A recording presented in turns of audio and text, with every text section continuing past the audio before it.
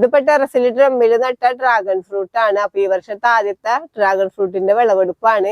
അപ്പൊ നമുക്ക് ടെറസില് ഡ്രമ്മില് നല്ല രീതിയിൽ തന്നെ നമുക്ക് ഡ്രാഗൺ ഫ്രൂട്ട് കൃഷി ചെയ്യാം. കണ്ട, ഞാനിപ്പോ ഡ്രമ്മിലാ നട്ടേക്കണത്. ഡ്രമ്മിന്ന് ഇതിങ്ങനെ പടർന്ന് കിടന്നിട്ട് കണ്ട ഒരുപാട് ഫ്ലവർ ഉണ്ടായിട്ടുണ്ട്, കായൊക്കെ ഉണ്ടായിട്ടുണ്ട്. കണ്ട, നമുക്ക് പ്രത്യേകിച്ച് അപ്പൊ തൂണോ അല്ലെങ്കിൽ ഈ പൈപ്പിന്റെ ഒന്നും ആവശ്യമില്ല. നമുക്ക് പാരപ്പറ്റിന്റെ അവിടെ നിന്ന് താഴേക്ക് ഇട്ട് കഴിഞ്ഞാല് നമുക്ക് പിറ്റേ വർഷം, ഒരു വർഷം കൊണ്ട് തന്നെ ടെറസിൽ നട്ടതിനാല് ഡ്രാഗൺ ഫ്രൂട്ട് നമുക്ക് വിളവെടുക്കാൻ പറ്റും. പിന്നെ ടെറസിലാകുമ്പോ പ്രത്യേകിച്ച് പരിചരണങ്ങളൊന്നും വേണ്ട. പിന്നെ കീടങ്ങളുടെ ശല്യങ്ങളൊക്കെ കുറവാണ്.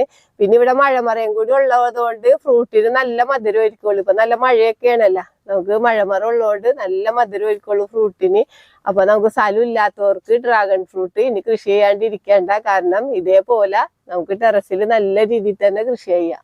അപ്പൊ നമ്മൾ ഡ്രാഗൺ ഫ്രൂട്ട് ഒക്കെ വിളവെടുപ്പിന്റെ ഒക്കെ വിശദമായിട്ടുള്ള വീഡിയോ എന്റെ സുൽഫത്ത് ഗ്രീൻ ഡയറി എന്ന് പറയുന്ന യൂട്യൂബ് ചാനലിലുണ്ട്.